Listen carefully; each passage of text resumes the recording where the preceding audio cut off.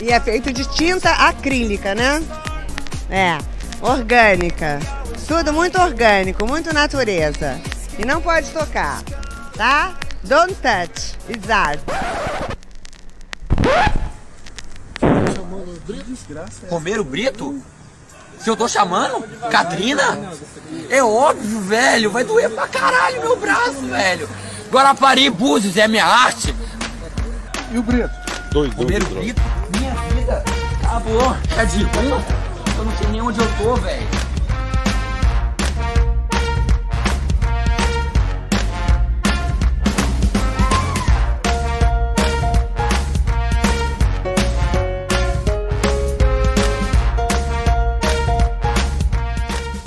Ok. Aqui é a Lana e esse é o Pataquadas. Pataquada, que significa presepada, palhaçada, tolice, traquinagem, fazer arte. Aqui você fica sabendo das notícias mais quentes do mundo da arte. Na coluna aberta desse episódio, Denis Almeida fala sobre a ironia em duas chaves, quando ela é um vetor de cumplicidade entre as partes e quando ela é uma agressão ao interlocutor. Mais um drop semiológico. E a Camila Salotto fala sobre o amor e a idealização de obras clássicas em comparativo com a depreciação das produções culturais da atualidade. Lembrando sempre que todas as notícias estarão linkadas no post do episódio no site notamanuscrita.com. Bora lá! Começando pelas notas de falecimento, o caricaturista Lan, de 95 anos, morreu na noite do dia 4 de novembro em Petrópolis, na região serrana do Rio de Janeiro. Ele estava internado desde o dia 26 de setembro. O hospital não informou a causa da morte. Nascido na Itália e radicado no Rio de Janeiro, Lanfranco Aldo Ricardo Rossini, ou simplesmente Lan, é um dos artistas que ajudaram a criar a iconografia que representa o Brasil em todo o mundo. Nascido em 1925, ainda criança foi morar no Uruguai, onde desenvolveu um estilo único de desenhar. Apaixonado pelo Brasil, em 52, Lan foi convidado pelo jornalista Samuel Weiner para trabalhar no jornal Última Hora. Antes, passou pela redação de jornais como O Mundo Uruguaio e El País, onde trabalhou como caricaturista. Amigo dos criadores da Bossa Nova, Lan fez caricaturas memoráveis de artistas como Tom Jobim, Milton Nascimento e Chico Buarque. Próxima notícia. A cantora Vanusa morreu na manhã de domingo do dia 8 de novembro em uma casa de repouso em Santos, litoral de São Paulo. Um enfermeiro do local, onde a artista morava há 2 anos, percebeu que ela estava sem batimentos cardíacos por volta das 5h30 da manhã. Uma equipe da unidade de pronto atendimento foi acionada e constatou que a causa da morte foi uma insuficiência respiratória. Em setembro e outubro, Vanusa esteve internada no Complexo Hospitalar dos Estivadores, em Santos, por causa de um quadro grave de pneumonia. Vanusa Santos Flores nasceu no dia 22 de setembro de 1947, na cidade de Cruzeiro, São Paulo, mas foi criada em Uberaba, Minas Gerais.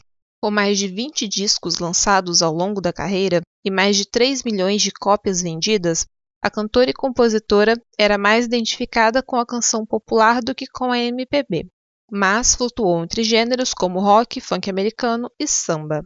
Aos 16 anos, cantava com o grupo Golden Lions. Em 66, fez sucesso com a canção Pra Nunca Mais Chorar e passou a se apresentar na TV Excelsior. Na mesma época, participou das últimas edições do programa da Jovem Guarda. Pouco depois, se juntou ao elenco do programa humorístico Adoráveis Trapalhões, com Renato Aragão. Nos anos 70, emendou sucessos como Manhãs de Setembro, que escreveu em parceria com seu parceiro frequente Mário Campanha, e baladas como Os Sonhos de um Palhaço, de Antônio Marcos e Sérgio Sá, e Paralelas, de Belchior. Em 1972, se casou com Antônio Marcos. O cantor participou diretamente da carreira de Vanusa com outras músicas como Coração Americano, escrita com Fagner. A música faz parte de um dos melhores discos da cantora, Amigos Novos e Antigos, lançado em 1975. Na mesma década, ela ainda esteve no elenco de montagem do musical Hair. Em 1977, lançou com o cantor Rony Von o LP Cinderela 77, trilha sonora da novela com o mesmo nome da TV Tupi. Nas décadas seguintes, manteve a carreira ativa com o lançamento de discos e participações em diversos festivais de música no país e no exterior, como Uruguai, Coreia do Sul e Chile. Em 2005, participou ainda de eventos e shows comemorativos dos 40 anos da Jovem Guarda. Em 2009, Vanusa foi convidada para cantar o hino nacional em um evento na Assembleia Legislativa de São Paulo. Um vídeo que mostra a cantora trocando as palavras da letra se tornou viral na internet. Na época, ela contou que remédios para labirintite a deixaram desorientada na ocasião. Pouco tempo depois, Vanusa sofreu um acidente doméstico, segundo ela, também provocado pela labirintite. Por causa da queda, a artista precisou se submeter a 3 cirurgias na clavícula. Vanusa contou sua vida na autobiografia Ninguém é Mulher Impunemente e no monólogo musical Ninguém é Loura por Acaso, que estreou no teatro em 99 em São Paulo. Próxima notícia. O cineasta Cadu Barcelos, de 34 anos, foi morto a facadas na madrugada da terça-feira, dia 10 de novembro, no Rio. Ele foi atacado na esquina da Avenida Presidente Vargas com a Rua Uruguaiana, no centro.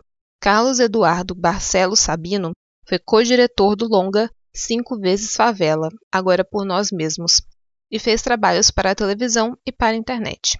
Na direção do longa 5 vezes Favela, Cadu assinou o episódio Deixa Voar. O filme foi exibido no Festival de Cannes em 2010. Em 2012, Cadu também integrou a equipe que escreveu e dirigiu o filme 5 vezes Pacificação. Além de ser assistente de direção de Greg News, programa comandado por Gregório do Vivier, Cadu também era diretor artístico do grupo No Lance. Ele ainda participou da equipe de pesquisa do documentário Favela Gay, de 2014, e foi assistente de direção do canal Porta dos Fundos. Segundo o amigo William Oliveira, Cadu foi assassinado possivelmente por conta de um celular, um Rio Card e um punhado de reais. Cadu havia saído da Pedra do Sal, no Santo Cristo, de carona em um carro de aplicativo com uma amiga, que seguia para a Zona Sul, e desembarcou alguns quilômetros depois, no centro. Perto de uma saída do metrô, foi rendido.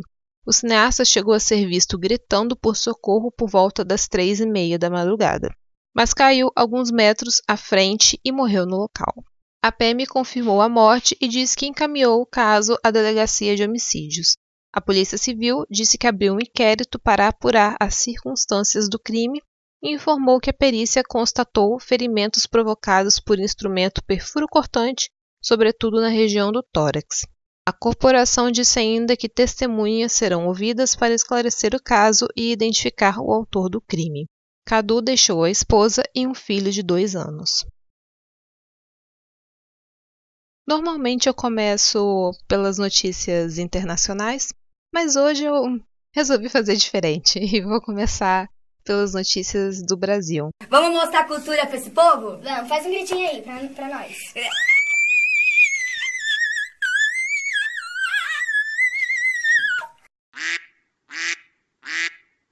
Comentei aqui no Pataquadas 22 que o Mário Frias indicou uma amiga dentista para um cargo de comando no Centro Técnico do Audiovisual. E bem, a 21ª Vara Federal do Rio de Janeiro anulou a nomeação da dentista Ediane Paulo de Abreu. E para quem não se lembra, além de amiga do Mário Frias, ela também foi candidata a deputada federal pelo PSL em 2018. Bom, a nomeação de Abreu para o cargo foi contestada pelo Ministério Público Federal após denúncia do guarda municipal Rodrigo Figueiredo, que é membro da Renosp LGBTI e do movimento Policiais Antifascismo. Infelizmente, essa é uma notícia que nem dá para comemorar, porque a nomeação dela foi anulada, mas muito provavelmente vai ser colocado no lugar alguma outra pessoa que também é tão mal qualificada quanto, ou enfim, né? Obviamente, mais uma pessoa alinhada a esse governo. Próxima notícia. A Ancine publicou uma portaria delegando ao Superintendente de Prestação de Contas decisões sobre aprovação de parcelamentos de débitos relativos a projetos audiovisuais. e parcelamento de débitos e sobre suspensão de juros e multas.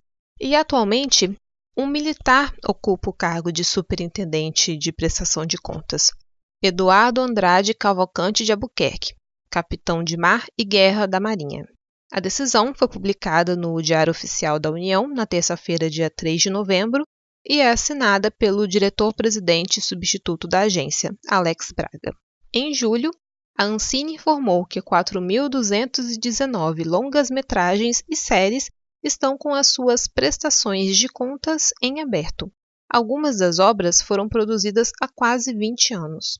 Segundo o Ministério Público Federal, a agência aprovou só um projeto, no período de 10 meses, para receber recursos do Fundo Setorial do Audiovisual, entre agosto do ano passado e maio deste ano, e o Ministério Público pediu esclarecimentos à Ancine. Essa decisão revoga uma portaria de 2015 que atribuía as tarefas ao gerente de Planejamento, Orçamento, Arrecadação e Fomento, que foi descontinuada em maio, depois de uma reestruturação administrativa da Ancine. Em Brasília, na quarta, dia 28 de outubro, um coronel da Reserva do Exército foi escolhido para ser substituto eventual do cargo de secretário de Desenvolvimento Cultural da Secretaria Especial da Cultura desse governo.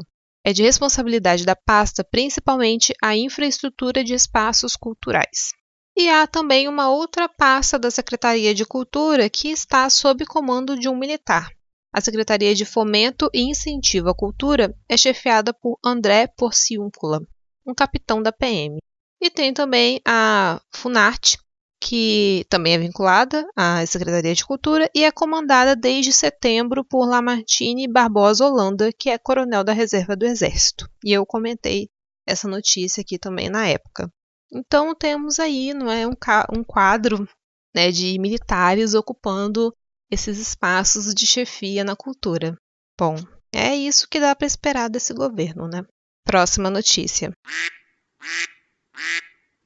A escritora americana Regina Porter e o autor brasileiro Jefferson Tenório tiveram presença confirmada na 18ª Festa Literária Internacional de Paraty, a FLIP, que acontece agora do dia 3 a 6 de dezembro.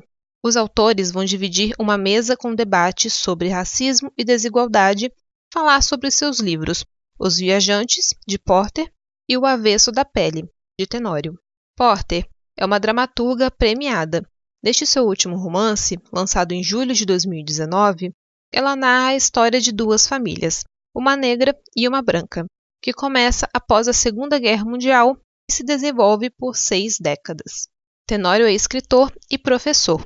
Seu último romance acompanha um jovem que tem o pai assassinado pela polícia e vai tentar resgatar a história da família. Outros confirmados são Bernardine Evaristo, autora de Garota, Mulher, Outras e vencedora do Booker Prize 2019, Pilar Quintana, autora de A Cachorra, Itamar Vieira Júnior, autor de Torto Arado e vencedor do Prêmio Leia de 2018, e Eileen Miles, autora de Chelsea Girls. Como eu já falei aqui também em episódios anteriores, o evento vai acontecer online e as mesas serão transmitidas ao vivo na plataforma própria e também nas redes sociais da festa. Então, caso vocês queiram conferir, acontece do dia 3 a 6 de dezembro. E agora, vamos à coluna do Denis Almeida. Então, assim, eu não entrei no programa para ganhar roupa, não entrei nesse programa para ganhar nada. Eu entrei de gaiato no programa e agora eu tô aqui. Olá, ouvintes do Pataquadas. Tudo bem com vocês? Espero que sim. Aqui é o Denis Almeida e hoje eu vim conversar com vocês sobre ironia. Ironia é uma coisa muito comum da gente fazer e da gente ouvir no nosso dia a dia. E numa conversa com os meus alunos sobre a ironia em textos literários, onde obviamente lembramos de Eça de Queiroz, Machado de Assis e tantos outros, pensamos na ironia em 2 vetores. Primeiro, obviamente, a ironia como um recurso de narrativa. Aquele texto subterrâneo, aquela mensagem que estava ali o tempo todo, mas não de maneira objetiva. O leitor tem que se esforçar para isso. Machado e Eça, para ficar nesses 2 exemplos, nunca subestimavam os seus leitores. Acreditavam que se eles estavam dedicando-se a essa leitura, eles seriam capazes de entender essa mensagem. Mas os alunos levaram o assunto para um outro lado que eu achei muito interessante, e eu preciso dar todo o crédito a eles. O quanto a ironia, o deboche, o sarcasmo podem machucar dentro do exercício da educação, de como aquele professor, ao ser irônico com o seu aluno, podem machucá-lo. Aí a ironia deixa de ser um recurso de inteligência para ser um recurso de violência. A ironia parte do princípio, muitas vezes, de que o leitor ou o ouvinte é capaz de entender que aquela mensagem não diz objetivamente o que ela quer dizer. Vocês já devem ter ouvido muita gente falar: mas o que eu disse não foi bem isso, foi ironia. Não. Ironia é uma mensagem que conta com a cumplicidade entre as partes do diálogo, entre leitor e autor, em que as duas partes têm clareza da mensagem real que está sendo transmitida. Não. A galera que usa a ironia como argumento de que não foi bem compreendido, talvez seja debochado, talvez seja sarcástico. E ele não conta com o ouvinte, com a outra parte do diálogo, como igual. Ele o subestima. Ele fala: você não entendeu o que eu quis dizer. Você não compreendeu a minha mensagem. E isso é diminuir o outro. E nós, produtores de conteúdo, educadores, professores, precisamos pensar se realmente vale a pena aparentarmos um pouquinho mais de inteligência, alegando que estamos sendo irônicos, quando na verdade estamos apenas ferindo os outros, os nossos alunos muitas vezes, com o nosso deboche. Isso é importante. Obviamente, não quero fazer aqui um discurso moralista de não seja debochado, não seja sarcástico, mas eu acho importante também colocar que o deboche, o sarcasmo, enquanto parte do diálogo entre professor e aluno, entre educador e educando, é muito perigoso, porque ao invés de passarmos a mensagem clara que devemos, estamos apenas servindo a nós mesmos. É um ato de egoísmo. Parece tolice, mas é importante deixar claro uma coisa.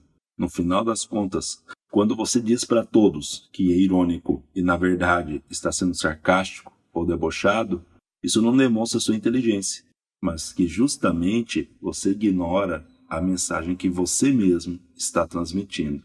E é isso.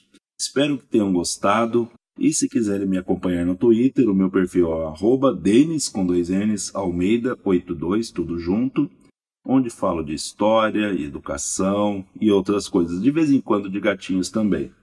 Além disso, eu faço parte do Clio História e Literatura, coletivo de historiadores e educadores, e do podcast Pindorama, junto com o Rodrigo, aqui do Não Pode Tocar. Espero que fiquem bem e que a gente possa se encontrar novamente no mês que vem. Tchau, tchau. E agora, notícias internacionais. Justin! I don't speak English. I don't speak Portuguese. Justin. Justin. Justin. Justin. Justin.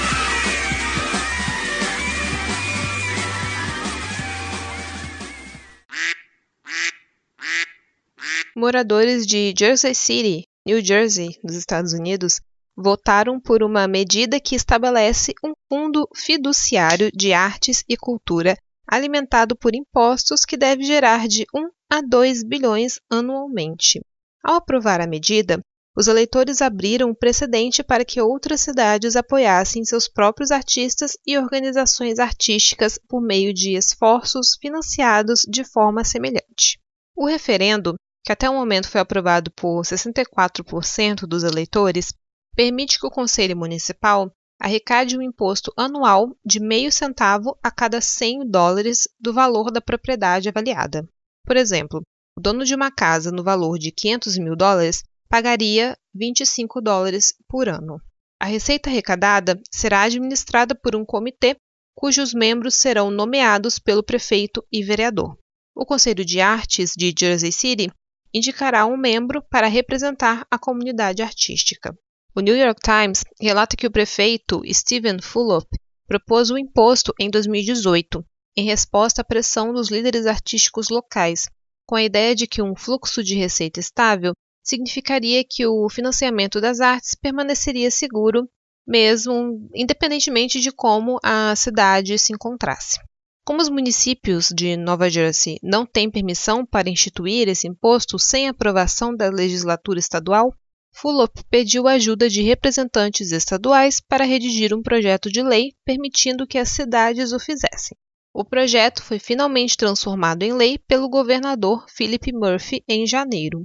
Então, em abril, com a Covid-19 fervilhando, Fulop sugeriu retirar a medida, mas cedeu quando uma pesquisa encomendada por líderes artísticos revelou que o apoio permanecia forte. Sua aprovação é uma surpresa bem-vinda em um momento em que muitos cidadãos estão sentindo o aperto financeiro causado pelos efeitos assustadores da pandemia. É realmente bem interessante que o estadunidense queira aumentar os seus impostos e neste momento. Curioso, mas interessante. Próxima notícia. Um coletivo de artistas alemães, que eu não vou pronunciar o nome aqui, pois eu não sei falar alemão, então eu prefiro não. Mas o coletivo anunciou que seus membros são responsáveis por roubar uma escultura de Joseph Beuys de uma exposição na Alemanha e entregá-la ao Museu Iringa Boma, na Tanzânia, como um ato simbólico de restituição à antiga colônia alemã. O grupo postou no YouTube, que está disponível, tem link caso vocês queiram ver, um vídeo intitulado Bad Boys Go Africa. Boys no caso de Joseph Beuys. E supostamente eles mostram nesse vídeo o roubo acontecendo e a escultura sendo entregue à instituição. E tudo isso ao som de Total Africa, de 1982. Conforme relatado, a obra da série Capri Battery de Beuys, de 85, foi tirada em 18 de outubro da exposição Pollution Body States Fascism. O roubo passou despercebido por alguns dias e agora está sendo investigado pelas autoridades alemãs. Em um texto que acompanha o vídeo postado, o grupo afirma que a obra agora está em exibição ao lado de objetos tradicionais do artesanato da tribo Hehe.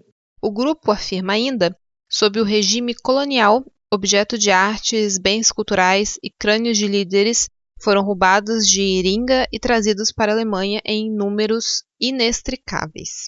Beuys criou o conceito para as esculturas Capri Battery, cada uma composta por um limão e uma lâmpada amarela, enquanto ele se recuperava de uma doença na ilha italiana que deu nome à obra.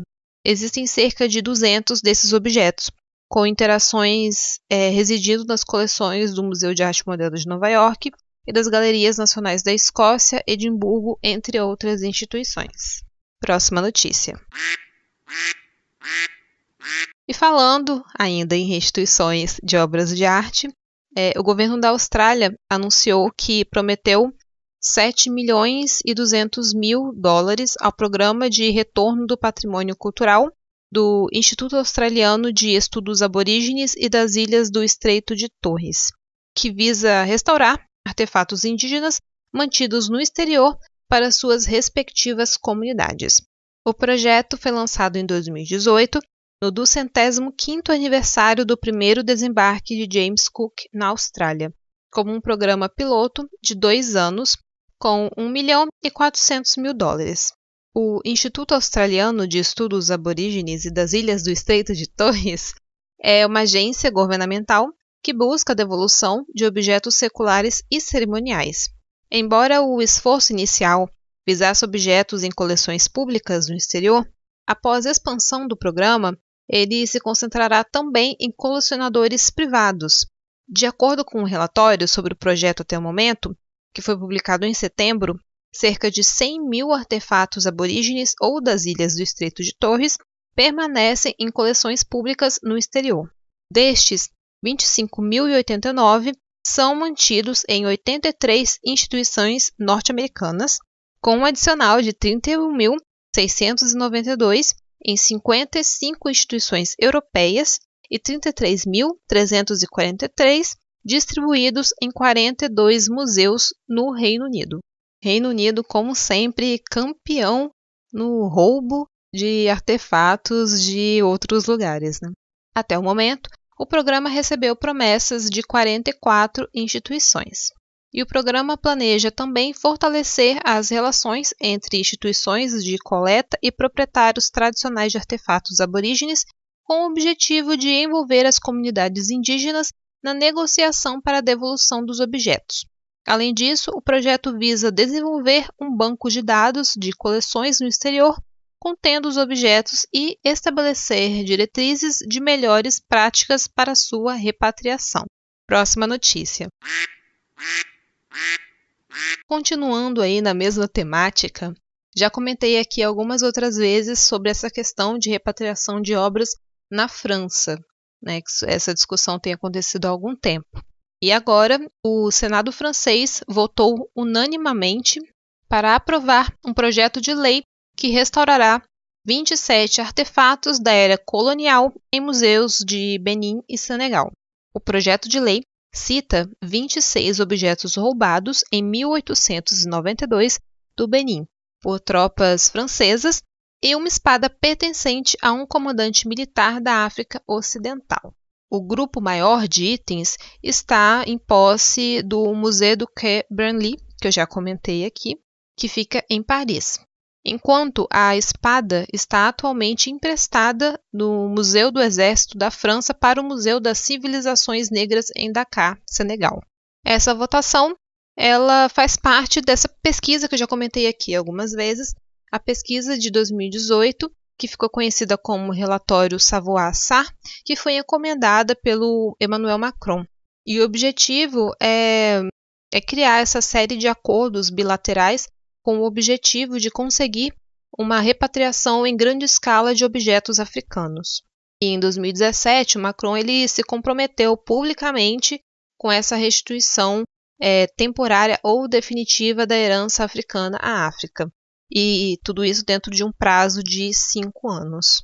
Então, isso foi em 2017, a gente já está em 2020, isso parece que está andando um pouco devagar, mas não pensar que 2020 também foi um ano desperdiçado, porque teve pandemia e né, não deu para acontecer muita coisa. Mas ainda tem muito trabalho pela frente, porque né, nesse relatório de 2018 foram identificados cerca de 90 mil objetos africanos em instituições francesas. Então ainda tem muita coisa para acontecer e muitos objetos, muitos acordos ainda para serem feitos. À medida que isso for acontecendo, eu vou tentando trazer aqui para vocês as notícias. Próxima notícia. Agora, essa daqui é para quem diz que a arte não serve para nada, tá? Essa pessoa que fala essas coisas, manda essa notícia para ela. Um trem que descarrilou na noite de domingo, no dia 1º de novembro, perto da cidade portuária de Roterdã, na Holanda, foi salvo por uma obra de arte. Em vez de cair de uma altura de 10 metros após sair dos trilhos, o trem foi agarrado por uma grande escultura, curiosamente intitulada de Salvo pela Cauda de uma Baleia. O maquinista, que era a única pessoa a bordo, conseguiu sair ileso. Apesar de funcionar muito bem como uma barreira de trem, o trabalho artístico na estação De Ackers obviamente não foi projetado para essa função. Ele foi erguido há 20 anos. A investigação inicial aponta que o maquinista não conseguiu parar em um bloqueio. O motivo ainda não foi esclarecido. E para quem tiver curiosidade, na reportagem tem as imagens e tem o vídeo do local do acidente. E fiquem agora com a coluna da Camila Salotto. Então, assim, eu não entrei no programa para ganhar roupa, não entrei nesse programa para ganhar nada. Eu entrei de gaiato no programa e agora eu tô aqui. Estou como alguém prestes a morrer, à espera somente do que irá acontecer. Eu estou a esperar por você. Bom, gente, eu sou Camila Salotto e esse é um trecho de uma poesia que eu escrevi quando eu tinha uns 15 anos. E isso me fez pensar muito sobre o amor e a adolescência. Quando eu li esse trecho, eu pensei, conversando com essa Camila que escreveu lá atrás, minha filha, o que você sabe sobre morte, sobre amor? e veio esse julgamento de mim comigo mesma por causa da idade que eu tinha, 15 anos, né? Que a gente já considera que é uma idade que a pessoa sabe de algumas coisas, já tem algumas noções, mas ao mesmo tempo a gente minimiza, né? O que um adolescente expressa, o que ele sente. Isso, na verdade, já começa desde a infância, né? Quando você vê uma criança chorando, se jogando no chão, e você considera aquilo apenas uma birra, como se aquilo ali fosse algo que ela não estivesse sentindo de verdade, estivesse fazendo só para chamar a atenção. Então, a gente desconsidera o que a criança sente. E na adolescência, isso continua. A gente desconsidera a intensidade dos sentimentos, porque, principalmente na adolescência, são muitas descobertas, muitas coisas novas acontecendo, e parece que essas coisas, elas ganham uma potência muito maior.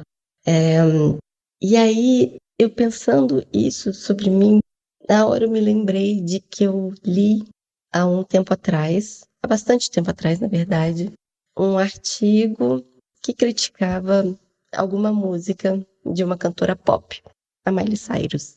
E o artigo falava uma parte, alguma coisa como quem é Miley Cyrus para saber o que é amor.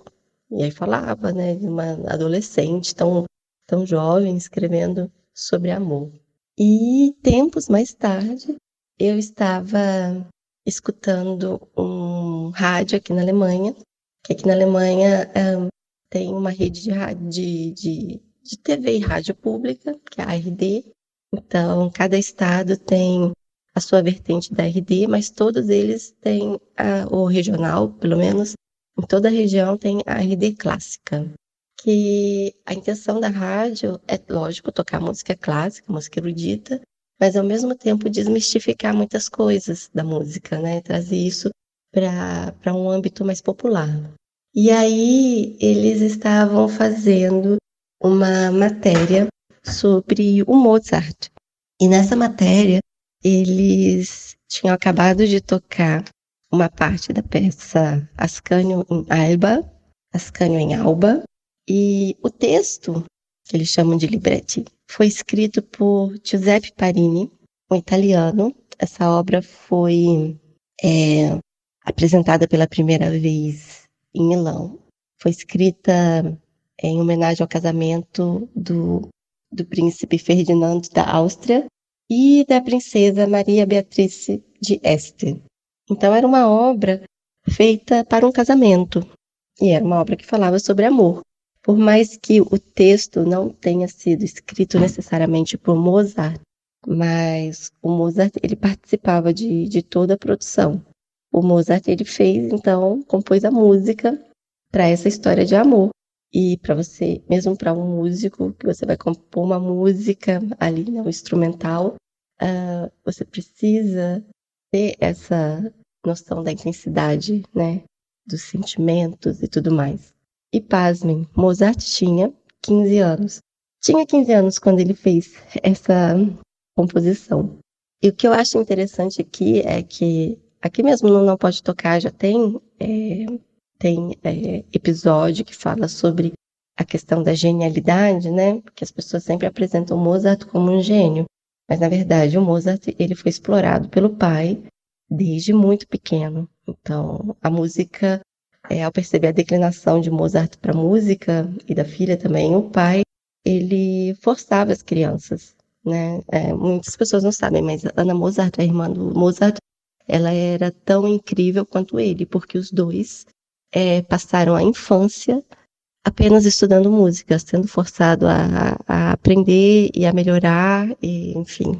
Então a música para o Mozart era algo simples, tanto que essa ópera ele fez em coisa de 3 semanas e meia, ele estava com uma ópera completa pronta. E o Mozart com 15 anos fez então uma grande ópera de amor, que é uma ópera que ela não é um drama, não é muito tensa, ela é uma obra mais, como é feita para um casamento, algo leve e tudo mais, mas ao mesmo tempo é uma obra de amor, e é uma obra de amor que teve um sucesso enorme. Tanto que o Giuseppe Parini quis contratar o Mozart para trabalhar com ele na Ópera de Milão, E a mãe do Giuseppe não deixou, porque o Mozart era uma criança, ele tinha 15 anos, o que ele sabia de contratos, que tipo de responsabilidade você pode esperar de uma criança de 15 anos. E aí isso me faz voltar, então, nessa questão da gente não apenas minimizar os sentimentos, a questão de responsabilidade, a maneira como a gente realmente tende a descreditar, né, alguém que, por sua idade, por ser tão jovem, não levar a sério um trabalho que alguém possa querer produzir. E, ao mesmo tempo, se você for parar para pensar, talvez tenha aí algum ouvinte que escrevia nesse período da infância e da adolescência. Quando você pega para ler aquilo que você escrevia, como que talvez você seja bem duro com você mesmo, com os julgamentos, assim como eu fui. E eu deixo aqui a proposta da gente passar a olhar para nós, adolescentes, seja escrita, seja lá que tipo de trabalho, desenhos, coisas que vocês deixaram aí prontas da adolescência, passar a olhar com mais acolhimento, com mais carinho, a saber respeitar aquele adolescente que vocês foram. E os adolescentes que vocês encontrarem pelo caminho, sejam para eles também acolhimento, seja aquela pessoa que não julga, mas que os impulsiona a continuar, a seguir. Tá bom? Bom, eu já tenho crianças me chamando, sempre no Pataquadas, quando eu tô chegando no final para finalizar, as crianças estão chamando, então eu preciso ir. Mas eu espero que vocês gostem dessa contribuição e que faça algum sentido para vocês.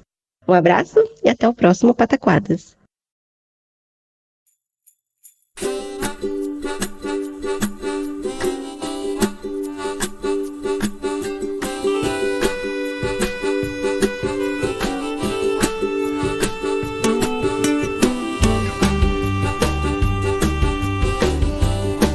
E encerramos o Pataquadas de hoje.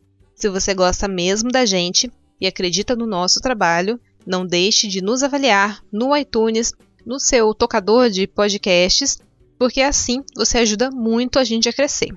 Espalhe por aí a palavra do podcast, divulgue para os seus amigos, seus grupos de WhatsApp, Telegram, colegas de trabalho, enfim, divulguem. Nós temos nossos planos mensais no PicPay de R$1, 2 e 5. Isso mesmo, a partir de R$1 você já pode contribuir para a ração do Tiwi. Se você gostou, tiver um comentário, uma notícia que você acha que vale a pena comentar, fala com a gente. Você pode mandar um e-mail para o nampodetocar@gmail.com ou falar com a gente nas redes. Tem o Twitter e Instagram oficial, que é o do Tiwi, o @nampodetocar, ou falar com a gente também dos nossos perfis pessoais, que estarão todos linkados no post. Acesse também o site notamanuscrita.com, porque lá, além de encontrar os nossos episódios, você encontra também contos, crônicas e outras produções artísticas dos nossos participantes. E por hoje é só. Semana que vem estaremos aqui com mais um episódio do Não Pode Tocar. Tchau e, se puder, fique em casa.